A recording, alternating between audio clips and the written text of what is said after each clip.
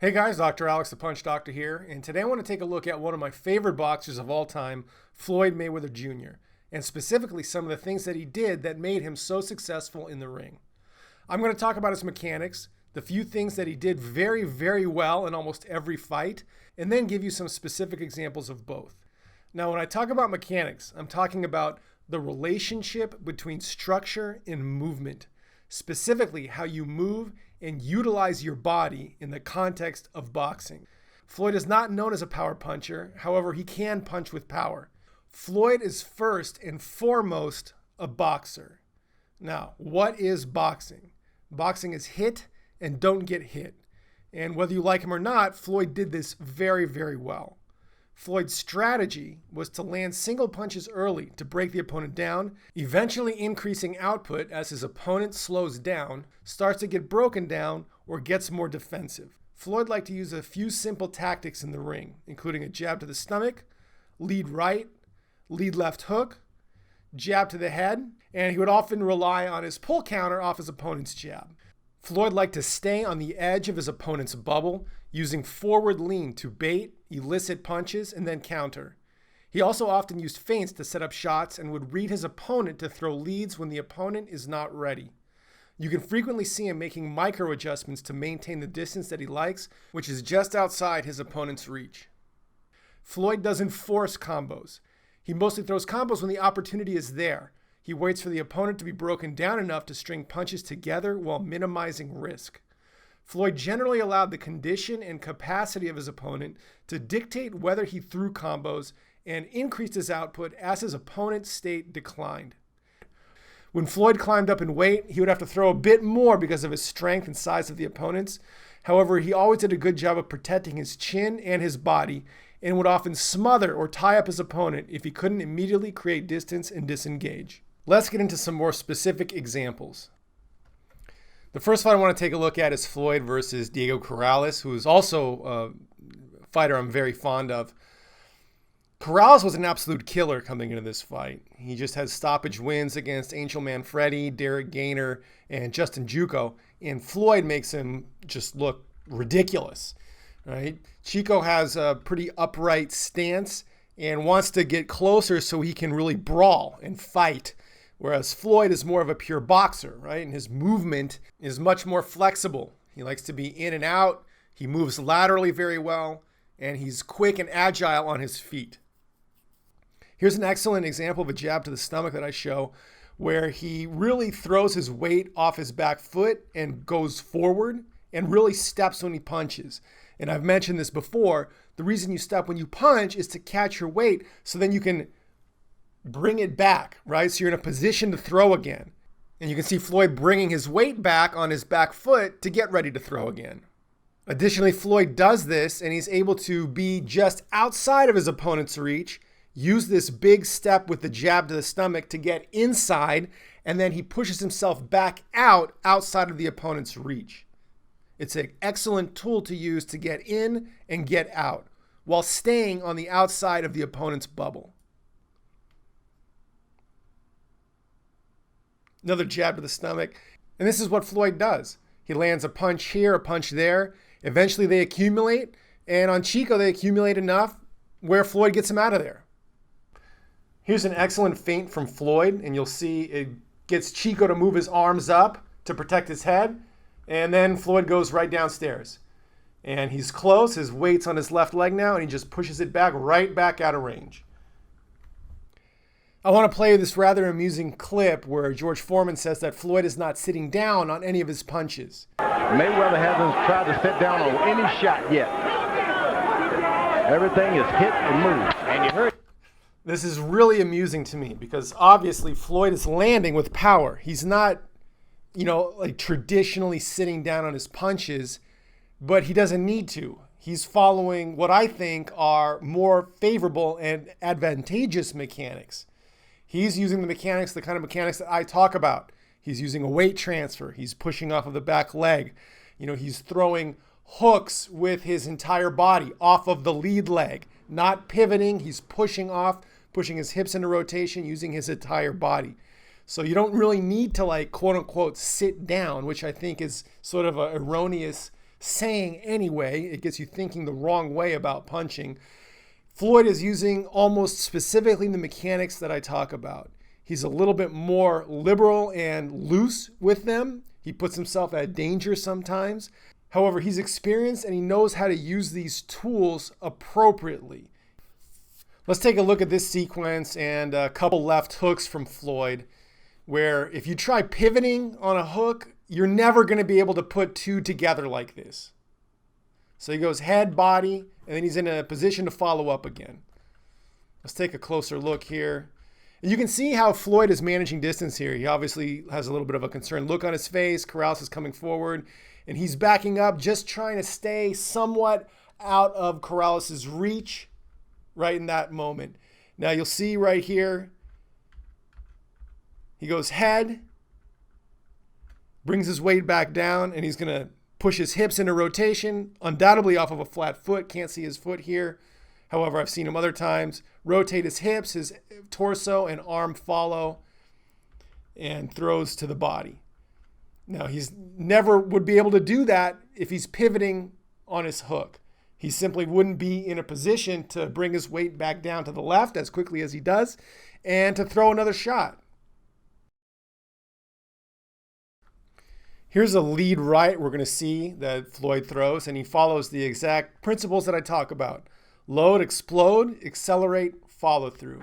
Now you're going to see his weight going up and down, and it's going to come down here. And then he pushes right off from it, right? Let's back it up. His weight comes down, loading that leg, and he pushes off, pushes his hips forward, and now everything follows. Torso, arm makes impact, and you can see his glove on the right follow through. He's landing with a lot of weight behind those punches. He might not be quote unquote sitting down on him, but he's throwing with power. And you see at this point in the fight, Floyd is opening up with some more combos. He's stringing punches together, head, body again. And Corrales is the beginning of the end for him. He gets knocked down 3 times in this round. Let's take a look at this left hook that puts Corrales down. So he loads his weight off of the flat foot, powers his hips forward into rotation. So his hips are moving there. His arm is lagging back. Torso starts moving. Arm. Impact. Follow through. Very quick, solid impact.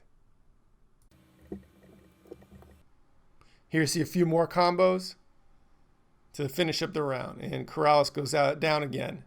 Floyd starts slow, throwing maybe one shot at a time here and there until he starts breaking his opponents down, and they're more receptive to combos. Floyd opens up based on the condition and state of his opponents. All right, let's take a look at the Ricky Hatton fight, where sort of opposite of Chico, Hatton was coming forward very aggressively and getting in close proximity to Floyd, close enough to, attempt to land some punches. And Floyd had to deal with a real roughneck. Now, one of the big criticisms of Floyd in this fight was that he was tying Ricky up and holding and stuff. But you're going to see that really Ricky had a large part in the clinches that they were getting into. So you're going to see in this exchange, Ricky ties Floyd up and is holding him with his left hand. Now, of course, Floyd doesn't do anything to really separate it or disencourage it because he's safe when he's close. He's able to smother Ricky, right, and shut down his offense. However, Ricky had certainly a hand in it. Here you see Floyd landing a left hook that he lands all fight long. Here you're going to see the quintessential Floyd jab to the stomach using the mechanics he always uses. Big step from out of range to close the distance, landing with body weight, and then pushing himself back out of range. Again, you're going to see Floyd's slight forward lean to give the appearance that he's closer to Ricky and maybe bait punches that Floyd can get away from just with some upper body movement.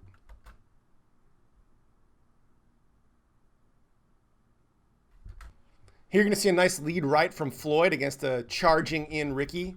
And you're going to see all the principles here. And you're going to see how fast Floyd can get off with this, right? Even following all of the punch phases. Load.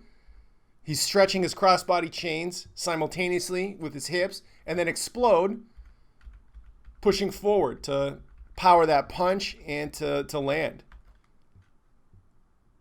Here's another lead right from Floyd. Now, Ricky slips a lot of these. However, Floyd does get through, and these types of shots are what end up slowing Ricky down. And you'll see the same mechanics here. Load, explode there. You can see that hip rotation. Accelerate, lands right there, and then follows through as he can. Now, those accumulate. You know, there's another one. That landed pretty well as well. Yeah, that landed for sure.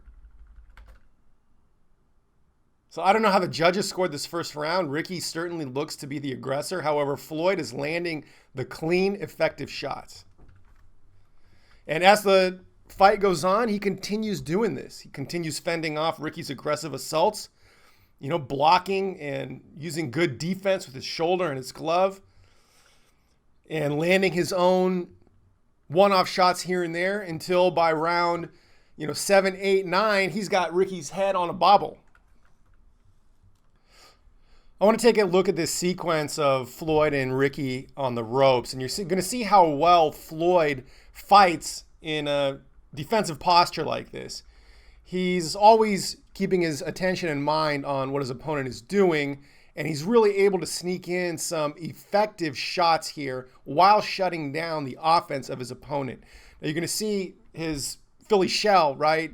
He's going to block shots with his right fist, with his left shoulder. And right here, he's in a perfect position to launch a right hand against Ricky, which he does. His weight's on his right leg, and he just uses that weight to fire his hips and throw a punch. And you see it snap Ricky's head to the right. We'll back it up by a couple frames. Hits him right there quite well. Continues moving, rotating from side to side. He grabs him here, rotating with the punch. If ineffective shot from Ricky, I'm going to back it up here. Ineffective shot that Floyd mostly avoids.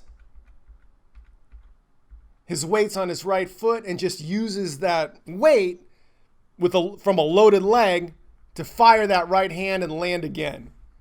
So a number of effective shots from Floyd and really nothing but ineffective mauling shots from Ricky that don't really bother Floyd, don't really get through. And at this point, it's been almost 3 full rounds of Floyd landing one shot here, one shot there, which are very effective and clean. And Ricky's offense really getting shut down for the most part. Now it's towards the end of round 4. Floyd's been tagging Ricky with pretty crisp, clean shots for 3.5 rounds. And maybe Floyd feels that Ricky has lost a step. He's not quite as ferocious and effective as he was before. And you're going to see Floyd really do well fighting on the inside here against Ricky. Good shots to the body, all while maintaining good defense, creating space, landing with big shots, and really landing almost at will here. Several big shots in a row. Here in round 6, you're going to see effectively the end of Ricky.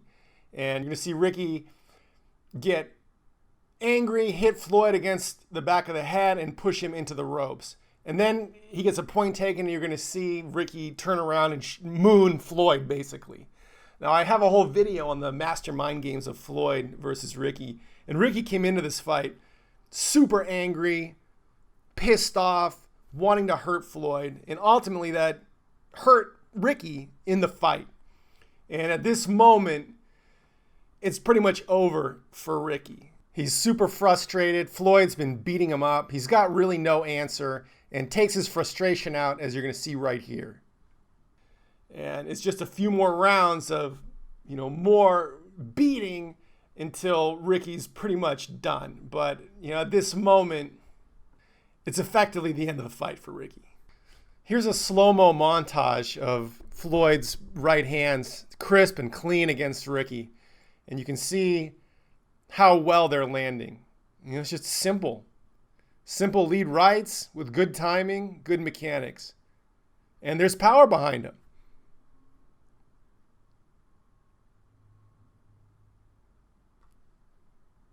Here you're going to see Floyd start to beat Ricky up like a bobblehead. And you're going to see Ricky's head just bouncing all over the place.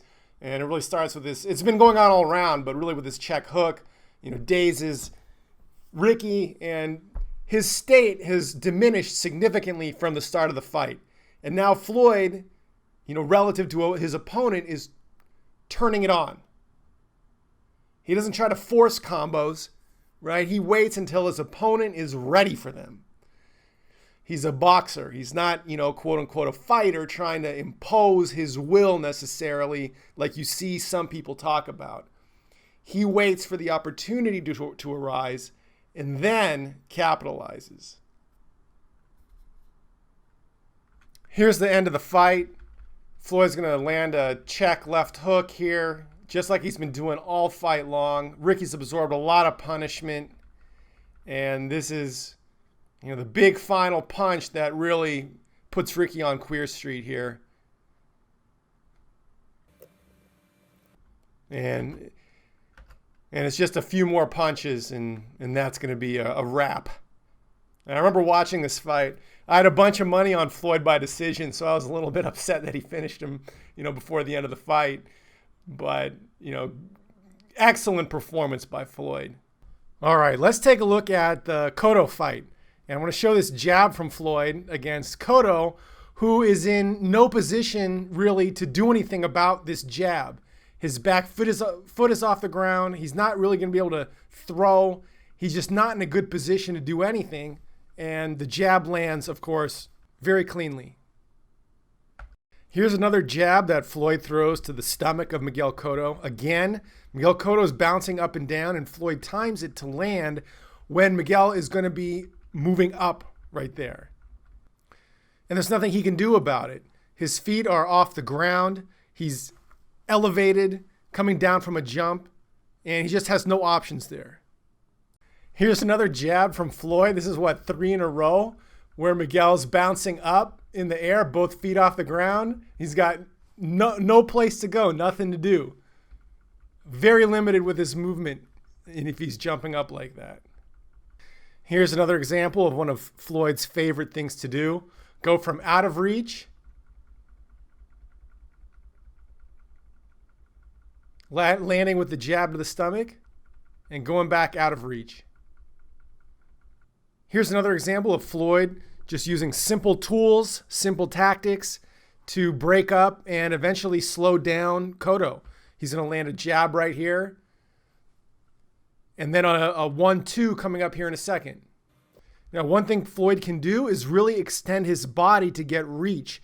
He does this by pushing off his back foot for the jab and really extending his body, getting the most length that he possibly can out of his body.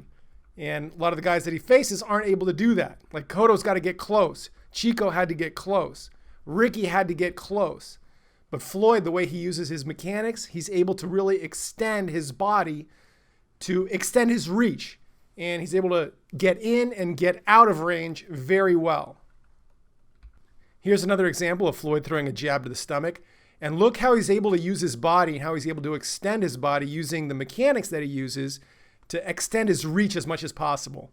He's going to push off his back foot, really propel his body forward, catch his momentum with his front leg, really get as much extension as he can on his arm, and then push himself back out of range.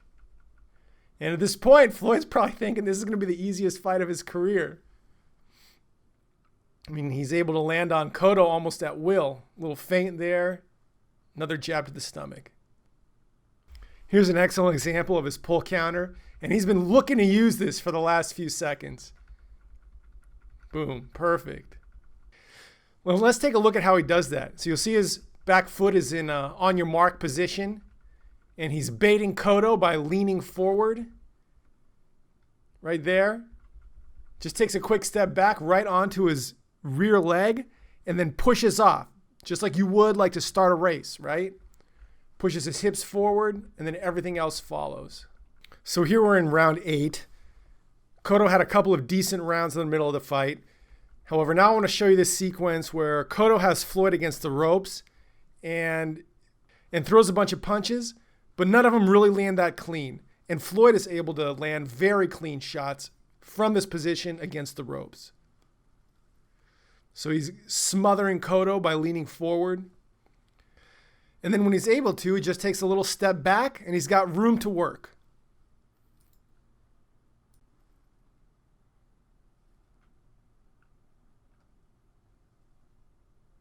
And there's a few more. So very effective against the ropes. Of course, that doesn't even mention the success he has in the center of the ring against Cotto that we've seen already. So here we are in round 10. Now, Cotto's had 2-3 decent rounds in the middle of the fight. However, Floyd is just consistently executing his strategy using the tactics that I described. Here's another excellent pull counter with the right hand. And just nonstop. Peppering Cotto, jabs, straight rights, hooks, avoiding shots against the ropes, being defensive, using his defense to put himself in a position to launch offensive shots. And it's cumulative. You can look at Cotto's face.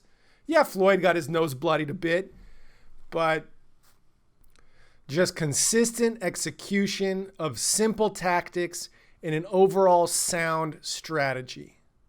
And here we are at the end of the 12th round, end of the fight. Cotto's accumulated a bunch of damage, slowing down considerably. Just being a little bit reckless here. Floyd still landing very crisp, clean shots. Probably could have gotten him out of here if he wanted to. Just taking a little bit more risk. And just a spectacular performance by Floyd.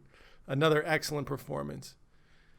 Just using the strategy and tactics that I laid out in the beginning of the fight. Of course, there's more to it than that. However, those are, easily digestible aspects of his game. All right, guys, that's it for this video. I could go on and on about Floyd. He's one of my favorite fighters. However, I wanted to keep this a little bit more succinct, so I'm only covering these 3.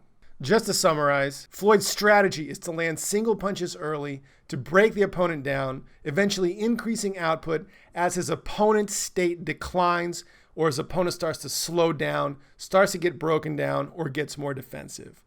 Floyd likes to use his few simple tactics in the ring, including jabs to the stomach, lead right hand, which is fast, a pull counter off his opponent's jab with his right hand, lead left hook, and a jab to the head. Slowly but surely breaking his opponent down to the point where he can then start landing combos more at will, sometimes getting his opponent out of there. In the case of his larger opponents towards the end of his career, generally outboxing them down the stretch and getting decisions. I hope you enjoyed this video. If you're interested in my mechanics program called the Power Punching Blueprint, you can check that out at howtopunchharder.com. It's an A to Z program that really reprograms and retrains your body to use kinetic chains, to use the stretch shortening cycle and the 4 phases of the punch to maximize your own punch mechanics for better speed, better power, and ultimately as much success as possible in the sport. That's it for now. Thanks for watching, and I'll see you in the next video.